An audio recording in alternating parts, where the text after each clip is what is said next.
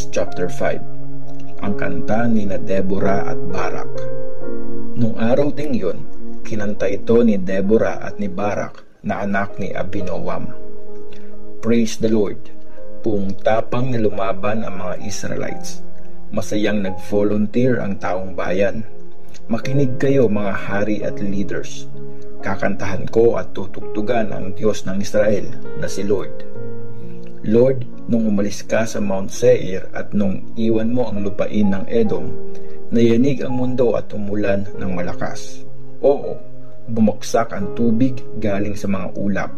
Sa harap ni Lord ng Sinai, nayanig ang mga bundok. Sa harap ni Lord ang Diyos ng Israel.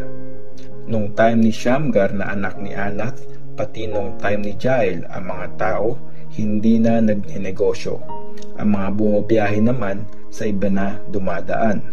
Napabayaan na ang mga bayan sa Israel hanggang dumating ka, Deborah, at sa Israel naging nanay ka. Nung piliin nila ang mga bagong Diyos-Diyosan, nagkaroon ng gera sa kanilang bayan. Sa 40,000 na sundalo sa Israel, walang may dalang shield at sibat. Nagpapasalamat ako sa mga commander ng Israel, sa mga taong masayang nag-volunteer. Praise the Lord.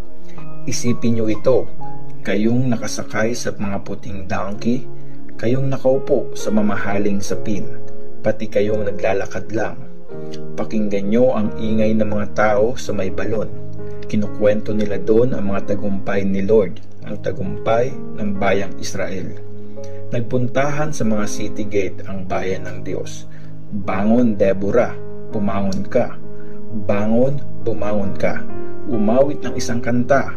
Kumilos ka, Barak, anak ni Abinoam. Ang mga kaaway mo, gawin mong bihag. Sumama sa mga leaders yung mga faithful kay Lord. Sa mga malalakas na kaaway, nakahanda silang lumaban. Mula sa Ephraim, bumaba ang mga sundalo sa valley. Kasunod nila ang mga anak ni Benjamin. Dumating ang mga commander galing sa Makir, at mula sa Zebulun, dumating ang mga officers. Sumama din kay Deborah ang mga leaders ni Isakar. Oo, sumama sila pati kay Barak at sumunod sila papunta sa valley. Pero di magkasundo ang tribe ni Reuben, di nila alam kung sasama sila o hindi. Bakit di nyo maiwan ang mga tupa nyo? Hinihintay nyo bang tawagin sila ng mga pastol? Oo, di makapag-decide ang tribe ni Reuben. Di nila alam kung sasama sila o hindi. Nagpaiwan din ang tribe ni Gad dun sa east ng Jordan, pati ang tribe ni Dan nandun lang sa mga barko nila. Ang tribe naman ni Asher nagstay sa tabing dagat, nandun lang sila sa may pier. Pero ang mga tribe ni Zebulun at Naphtali, sinugal ang kanilang buhay sa labanan. Si Tanaak sa tabi ng ilog ng Megiddo, dumating ang mga hari nakipaglaban sa kanila. Kinera sila ng mga hari ng Kanaan, pero ni isang silver walang nakuha ang mga yun. Nakipaglaban din ang mga stars sa langit. Mula sa langit, nilabanan nila si Sisera. Tinangay sila ng agos sa ilog ng Kishon. Oo, malakas ang agos ng ilog Kishon. Susugod ako ng buong lakas. Ang mga kabayo ay nagtakbuhan. Dinig na dinig ang mga yabag nila sa daan. Sabi ng angel ni Lord, sumpain ang Meroz. Susumpain talaga kayong mga nakatira doon. Nung nakipaglaban si Lord, hindi sila tumulong. Hindi nila hinarap ang malakas na kalaban. Si Jael, ang babaeng sobrang blessed. Siya ang asawa ng Kenite na si Heber. Sa lahat ng babaeng nakatira sa tent, siya yung pinaka-blessed. Humingi ng tubig si Sisera, pero gatas ang pinigay ni Jael. Masarap na gatas sa mamahaling lalagyan. Sa kaliwang kamay, tent peg ang hawak at martilyo naman sa kanan. Pinukpok si Sisera, binasag ang bungo. Binaw ng tent peg sa ulo nito. Sa may paanan niya, bumagsak si Sisera, humandusay sa lupa at namatay. Nanay ni Sisera sa bintana nakadungaw. Sa likod ng bintana, malayo ang tanaw. Tinatanong niya, bakit di pa umuuwi ang anak ko?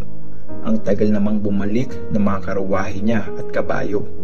Sumagot ang matatalino niyang kaibigan at sa loob-loob niya, paulit-ulit niyang sinasabi, baka iniipon ang nasamsam at pinaghahatian pa. Pumipili pa ang mga sundalo ng 1 o 2 asawa. Mamahaling damit para kay Sisera. Sa akin naman, binurdahang tela. Ganyan din sana mamatay ang lahat ng mga kaaway mo, Lord. Pero yung mga kaibigan mo, lumiwanag sana kagaya ng sunrise. Tapos, 40 years naging mapayapa ang Israel. Judges chapter 6. Si Gideon. Gumawa ulit ng masama ang mga Israelites laban kay Lord. Kaya hinayaan ni Lord na masakop sila ng Midianites ng 7 years. Walang laban ng mga Israelites sa mga Midianites kaya nagtatago sila sa mga kuweba at sa iba pang mga safe na lugar sa mga bundok. Tuwing magtatanim ang mga Israelites, nilulusob sila ng mga Midianites, Amalekites at ng mga tribe na galing sa desert. Nagkakampo ang mga ito sa lupain ng mga Israelites at sinisira ang mga tanim hanggang sa palibot ng Gaza. Kinukuha pa nila lahat ng mga tupa, mga baka at mga donkey. Wala silang tinitira para sa mga Israelites. Pag dumarating sila, para silang mga locust na pagkarami-rami. Dala nila ang mga alaga nilang hayop, mga tent, at yung mga camel nila na di mabilang sa sobrang dami. Sinisira talaga nila ang lupain. Sobrang naghirap ang mga Israelites dahil sa mga Midianites, kaya humingi sila ng tulong kay Lord. Nung humingi ng tulong kay Lord ang mga Israelites laban sa mga Midianites, nagpadala si Lord ng isang prophet sa Israel. Sinabi nito sa kanila, pinapasabi ito ni Lord, ang Diyos ng Israel. Inilabas ko kayo sa Egypt sa mga umalipin sa inyo. Niligtas ko kayo sa mga Egyptians at sa kamay ng lahat ng mga umapi sa inyo. Pinalayas ko sila at binigay sa inyo ang lupain nila. Ako si Lord na inyong Diyos. Sinabi ko sa inyo na huwag kayong sasamba sa mga Diyos-Diyosan ng mga Amorites dyan sa lupaing tinitirahan nyo. Pero hindi kayo nakinig sa akin. Isang araw, dumating ang angel ni Lord sa Ophrah at umupo siya sa ilalim ng oak tree ni Joash, isang lalaking galing sa angkan ni Abiezer. Nasa pisaan ng ubas si Gideon na anak ni Joash at nag-aalis ng mga grain sa mga wheat. Doon siya pumuesto para hindi siya makita ng mga Midianites. Nagpakita sa kanya ang angel ni Lord at sinabi, kasama mo si Lord, matapang at malakas na lalaki. Sumagot si Gideon, pasensya na po, sir, pero kung kasama namin si Lord, bakit nangyayari sa amin ang lahat ng ito? Nasa na yung kinukwento ng mga ninuno namin tungkol sa magagandang ginawa ni Lord nung nilabas niya sila sa Egypt? Pinabayaan na kami ni Lord at binigay niya pa kami sa mga Midianites. Sinabi ni Lord, Gideon, gamitin mo ang lakas mo at iligtas mo ang Israel sa kamay ng mga Midianites. Ako mismo ang nagsasabi sa iyo, sige, lumakad ka na. Sumagot si Gideon, pero Lord, paano ko po ililigtas ang Israel? Ang lahi po namin ang pinakamahina sa tribe ni Manasseh. Tapos, sa pamilya namin, ako yung pinakamababa. Sabi ni Lord, kasama mo ako kaya madali mong matatalo ang mga Midianites. Parang isang tao lang ang kalaban mo. Sumagot si Gideon, kung totoo pong okay ako sa inyo, magpakita kayo ng sign na kayo talaga si Lord. Please, wag muna kayong umalis. Kukuha lang po ako ng pagkaing iaalay sa inyo. Okay, sige. Hihintayin kita, sagot ni Lord. Umuwi si Gideon at nagluto ng isang batang kambing. Kumuha siya ng 10 kilong harina at nag-bake ng tinapay na walang pampalsa. Nilagay niya sa basket yung karne at sa kaldero naman yung sabaw. Dinala niya yon sa angel ni Lord na nasa ilalim ng oak tree. Sinabi ng angel sa kanya, "Ipatong mo yung karne at tinapay sa batong ito, tapos puhusan mo nung sabaw." Ginawa nga yun ni Gideon. Inabot ng angel ni Lord yung karne at tinapay gamit ang dulo ng tungkod na hawak niya. Biglang may lumabas na apoy sa bato at nasunog ang karne at tinapay. Tapos nawala yung angel ni Lord. Doon lang na-realize ni Gideon na angel nga ni Lord yung nakita niya.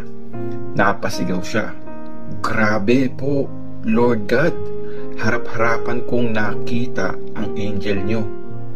Pero sabi sa kanya ni Lord, "Kumalma ka lang. Huwag kang matakot. Hindi ka mamamatay." Tapos, nagtayo doon si Gideon ng altar para kay Lord at tinawag niya yung "Si Lord ay kapayapaan."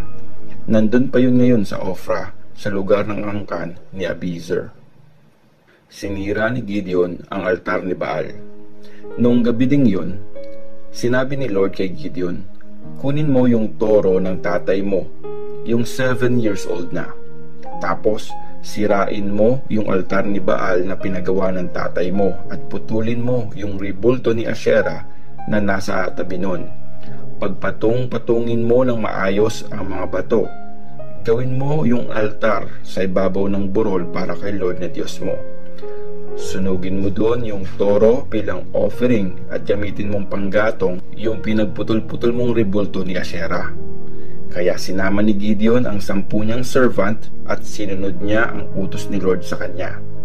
Sa gabi niya ito ginawa kasi takot na takot siya sa pamilya niya at sa mga tao sa lugar nila. Kinabukasan, maagang gumising ang mga tao doon. Nakita nilang sira yung altar ni Baal at putol-putol yung rebulto ni Asherah. Nakita din nila yung torong inalay sa bagong gawang altar. Nagtanungan sila, sinong may gawa nito? Nag-imbestiga sila at nalaman nilang si Gideon na anak ni Joash ang gumawa nun. Kaya sinabi ng mga tao kay Joash, "Palabasin mo dito yung anak mo. Papatayin namin siya." Sinira niya yung altar ni Baal at pinagputol-putol niya yung rebulto ni Asherah sa tabi nun. Pero sinabi ni Joash sa mga sumugod sa kanya, "Talaga ba? Ipaglalaban niyo si Baal? Ipagtatanggol niyo siya? Kung sino man ang lalaban para sa kanya, papatayin bago sumikat ang araw. Kung totoong Diyos si Baal, bahala na siyang i-defend ang sarili niya sa sumira ng altar niya." Noong araw ding yon, tinawag si Gideon na Jerubbaal. Sabi kasi ni Joash, bahala na si Baal na i-defend ang sarili niya sa sumira ng altar niya. Nagsama-sama ang lahat ng mga Midianites, Amalekites at yung mga tribe na galing sa desert. Tumawid sila sa Jordan River at nagkampo sa Jezreel Valley. Pero kinontrol ng Espiritu ni Lord si Gideon. Hinipan niya yung trumpet para tawagin ang angkan ni Abiezer na sumunod sa kanya. Nagpadala siya ng mga messenger sa buong Manase at sa mga tribe ni na Asher, Zebulun at Naphtali para sabihin na sumama din sila sa kanya. Sumama nga sila kay Gideon. Humingi ng sign si Gideon. Tapos, sinabi ni Gideon sa Diyos, "Di ba sabi niyo sa akin, ako ang gagamitin niyo para iligtas ang Israel? Ngayon po, maglalagay ako ng balahibo ng tupa doon sa giika ng trigo. Pag nabasa ito ng hamog pero tuyo naman ang lupa, yun ang sign na gagamitin niyo nga ako para iligtas ang Israel." At ganun nga ang nangyari. Kinabukasan, maagang gumising si Gideon. Kinuha niya yung balahibo ng tupa. Piniga ito at nakapuno siya ng isang mangkok na tubig. Tapos, sinabi ni Gideon sa Diyos, "Huwag po kayong magagalit sa akin. May isa pa po sana akong request.